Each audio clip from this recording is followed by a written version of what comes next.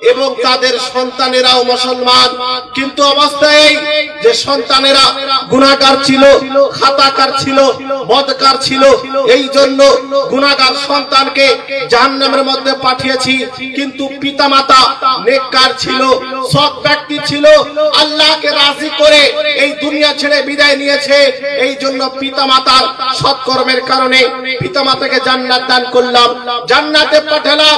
পিতামাতা জান্নাতে যাওয়ার পরে এখনো পরিপূর্ণভাবে সন্তুষ্ট না। কেন? তাদের সন্তানেরা জাহান্নামের মধ্যে আছে। গুনাহগার ছিল, নেক কাজ করেনি, ভুল পথে ছিল, এই জন্য তাদেরকে জাহান্নাম দিয়েছে মহান আল্লাহ পাক। পিতামাতা নেককার ছিল, জান্নাত দিয়েছে। এবার পিতামাতা সন্তুষ্ট না যে আমাদের সন্তান তো জাহান্নামের মধ্যে আছে। পিতামাতা যদি সুখে থাকে সন্তানকে ভুলে যায় না, কিন্তু সন্তান যদি সুখে থাকে পিতামাতাকে ভুলে যায়। জাগি যায় না? সন্তান পিতামাতাকে ভুলে যায়, কিন্তু পিতামাতা সন্তানকে ভুলে না। তো পিতামাতা পরিপূর্ণভাবে সন্তুষ্ট না। পিতামাতা বলছে, হে আল্লাহ, আমাদের সন্তান জাহান্নামের মধ্যে আছে, আমরা জান্নাতে কিভাবে পরিপূর্ণভাবে সন্তুষ্ট থাকবো? এজন্য আল্লাহ পাক কি করলেন? পরিপূর্ণভাবে পিতামাতাকে সন্তুষ্ট করার জন্য গুনাহগার সন্তান যারা নিজের কুকর্মের কারণে জাহান্নামে গিয়েছিল, আল্লাহ পাক পিতামাতাকে রাজি করার জন্য পিতামাতা যে দুনিয়াতে নেকি করেছিল ওই নেকির বদলাতে গুনাহগার সন্তানকে জাহান্নাম থেকে বের করে জান্নাত দিয়ে দিলেন। বলো সুবহান।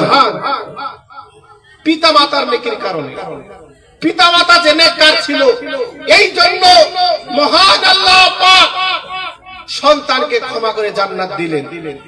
তার সঙ্গে বলে দিলেন যে আমি যে পিতামাতার কারণে সন্তানকে জান্নাত দিয়েছি, এর মানে এটা না যে পিতামাতার নেকি কেটে নেব, বরং পিতামাতার নেকি না কেটে পিতামাতাকে সন্তুষ্ট করার জন্য তাদের নেকির বরকতে গুনাহগার সন্তানকে জান্নাত দিলাম।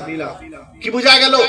পিতামাতা যে দুনিয়াতে নেক কাজ করেছিল, ভালো কাজ করেছিল, সৎ কাজ করেছিল, আর ওই সৎ কাজের বদলা সন্তান পেল, নেকির বদলা সন্তান পেল, ওই সওয়াব আজ সন্তানের কাজে আসলো। বোঝা গেল একজন ব্যক্তির নেকির মাধ্যমে অপর ব্যক্তিকে আল্লাহ পাক জান্নাত দান করেন। বলেন সুবহান। দান করেন আল্লাহ পাক। আজ মানুষকে ধোঁকা দেওয়ার কাজ করছে কিছু লোক, নিজের তরফ থেকে বলে দিচ্ছে মরে গেল, শেষ হয়ে গেল, আর কেউ উপকার করতে পারবে না, অথচ এটা কোরআনের বিরুদ্ধে কথা। আর একটি আয়াত এবং তার ব্যাখ্যা আপনাদের সামনে তুলে ধরি। সূরা মুমিন আয়াত নম্বর ৪ এর মধ্যে যে আল্লাহ পাক বার্তা দিয়েছেন তার ব্যাখ্যা একটি হাদিস তাফসীরে খাজিন ৬তম খণ্ড পেজ নম্বর ৭৬ এর মধ্যে একটি হাদিস বর্ণিত হয়েছে। হাদিসটি কি? হযরত সাঈদ বিন জুবাইর রাদিয়াল্লাহু তাআলা উনি বলেন, ইদা দাখালাল মুমিনু আল জান্নাহ, একজন মুমিন যখন জান্নাতে প্রবেশ করবে তো জান্নাতে প্রবেশ করার পরে সে জিজ্ঞেস করবে, ফায়াকুলু আইনা ওয়ালাদি, হে আমার প্রতিপালক, আমার সন্তান কই? আইনা উম্মি আইনা ওয়ালাদি, আমার মা জান্নাতে কই? আমার বাবা জান্নাতে কই?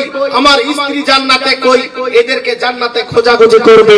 এবার আল্লাহ পাক ওই বান্দাকে বলবেন, হে আমার বান্দা শোনো, ইন্নাহুম লাম ইয়ামালু আমালাক, তোমার সন্তান তোমার মতনে কাজ করেনি, তোমার স্ত্রী তোমার মতনে কাজ করেনি, তোমার পিতা তোমার মতনে কাজ করেনি, তোমার মা তোমার মতনে কাজ করেনি।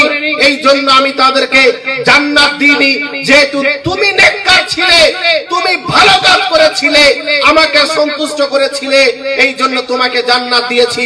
তোমার আহলে খানদান গুনাহগার ছিল, এজন্য তাদেরকে জাহান্নামের মধ্যে পাঠিয়েছি। এবার শুনেন, আল্লাহ পাক সবকিছু জানেন, কিন্তু শিক্ষা দিতে হবে নবী পাকের উম্মতকে। এই জন্য এই টোটাল সিস্টেম আল্লাহ পাক বললেন যে তারা তোমার মত নেক কাজ করেনি। এবার ওই বান্দা কি বলছে শোনেন, ওই বান্দা বলছে, ইন্নী কুনতু লি আমালু আলাহুম, হে আমার আল্লাহ, হে আমার প্রতিপালক, আমি তো আমার পিতার জন্য কোরআন তেলাওয়াত করেছিলাম, আমি আমার মায়ের জন্য কোরআন তেলাওয়াত করেছিলাম, মায়ের জন্য কবর জিয়ারত করেছিলাম, দান খায়রাত করেছিলাম। এক কথায় আমি নেক কাজ আমার পিতার জন্য জন্য করেছিলাম, আমার মায়ের জন্য করেছিলাম, তো এই নেকিগুলো কোথায় গেল? করি না আমরা? কবর জিয়ারত করেছি, কোরআন তেলাওয়াত করেছি, দান খায়রাত করেছি পিতামাতার জন্য, তো এই নেকিগুলো কোথায় গেল? ওই বান্দা জিজ্ঞাসা করছে কোথায় ওই নেকি? আল্লাহ পাক তো সবকিছু জানেন, তারপরেও তাকে সিস্টেম অনুযায়ী জিজ্ঞেস করা হচ্ছে। তখন আল্লাহ পাক বললেন, অবশ্যই আমি জানি যে তুমি তোমার পিতার জন্য নেক কাজ করেছো, মায়ের জন্য নেক কাজ করেছো, সন্তানের জন্য নেক কাজ করেছো, স্ত্রীর জন্য নেক কাজ করেছো। যাও, যাদের জন্য তুমি দুনিয়াতে থাকাকালীন নেক কাজ করেছিলে তাদের সবার কাছে সেই নেকি পাঠিয়ে ফেরেশতাদের নির্দেশ দিচ্ছি, উদখুলুহুমুল জান্নাহ। হে আমার ফেরেশতাগণ, শোনো, আমার এই বান্দা যার যার জন্য দুনিয়াতে নেক কাজ করেছিল তাদের সবাইকে জাহান্নাম থেকে বের করে জান্নাত দিয়ে দাও। বলেন সুবহানাল্লাহ। সবাইকে জান্নাত দেওয়া হলো। কি বুঝতে পারলাম এই হাদিস দ্বারা? যে সন্তান যদি পিতার জন্য ভালো কাজ করে, সন্তান যদি মায়ের জন্য ভালো কাজ করে, স্বামী স্ত্রীর জন্য ভালো কাজ করে, স্ত্রী স্বামীর জন্য ভালো কাজ করে, তো এই ভালো কাজের সওয়াব তাদেরকে কবরে হাসরে মিজানে দেওয়া হয়। এটাই হাদিসের মধ্যে এসেছে।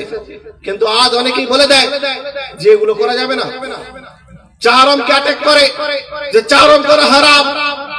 আমি বলি, মহান আল্লাহ পাক পবিত্র কোরআনের মধ্যে বলেছে, কাদ ফাসসালা লাকুম মা হারামা আলাইকুম। আল্লাহ পাক তোমাদের জন্য যেটাকে হারাম করেছেন সেটা স্পষ্ট ভাষায় বিস্তারিত ভাবে কোরআনের মধ্যে বর্ণনা করে দিয়েছেন। নবী পাক বলে দিয়েছেন হাদিসের মধ্যে যে হারাম সেটাই যেটা আল্লাহ হারাম করেছেন, আর হালাল সেটা যেটা আল্লাহ পাক হালাল করেছেন। আর যে প্রসঙ্গে তোমাদের ব্যাপারে তোমাদেরকে কিছু বলা হয়নি সেটা তোমাদের জন্য জায়েজ। আমি বলতে চাই, হারাম যদি কোনো জিনিস হয় তার দলিল কোরআনে থাকবে, যদি হারাম হয় হাদিসের মধ্যে থাকবে। কিন্তু আজ কিছু ঘুমটাওয়ালা মৌলভী নামধারী শেখ তারা নিজে ইসলাম বানিয়েছে, নিজে মাযহাব বানিয়েছে, নিজের শরীয়ত মনে করে এবং যেটাকে চায় জায়েজ বলে দেয়, যেটাকে চায় নাজায়েজ বলে দেয়। ইসলাম ধর্ম কারো বাপের নয় যে যেটাকে ইচ্ছা জায়েজ বলবে, যেটাকে ইচ্ছা নাজায়েজ বলবে। ইসলাম হলো কোরআনের নাম, ইসলাম হলো হাদিসের নাম। কোরআন হাদিসে যেটা আছে সেটা মানুষের সামনে প্রচার করতে হবে। নিজের তরফ থেকে যদি কোনো ব্যক্তি কোনো জিনিসকে হালাল বলে দেয় অথচ সেটা হারাম, যদি কোনো হালালকে হারাম বলে দেয় সে ইসলামের নয় বরং শয়তানের প্রচার প্রসার করবে, শয়তানের পথের প্রচার।